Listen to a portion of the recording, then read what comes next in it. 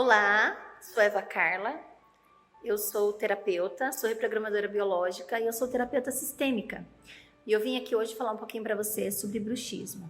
Bom, a visão da reprogramação biológica é que o bruxismo é um conflito que nós temos guardado dentro de nós em relação à raiva.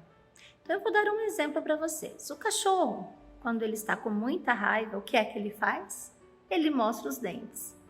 E nós, seres humanos, quando nós temos este conflito dentro de nós, geralmente ele está mais à tona na parte da noite quando dormimos, porque o nosso subconsciente, neste momento, traz à tona para o nosso corpo esse sentimento de raiva. Então, se você passou alguma situação com alguma pessoa que gerou muita raiva e você gostaria de ter mordido aquela pessoa ou de ter mordido aquela situação e você não conseguiu, você guardou essa raiva dentro de você. E em algum momento, essa raiva vai sair para fora. Bom, a reprogramação biológica, através da nossa técnica, nós vamos descobrir qual foi o momento que esse conflito foi gerado em você, qual foi o momento que o seu cérebro guardou essa situação, e a partir daí nós vamos trazer à tona essa situação e vamos dar novos caminhos para que o seu corpo possa ter outras sensações e possa sim ter a cura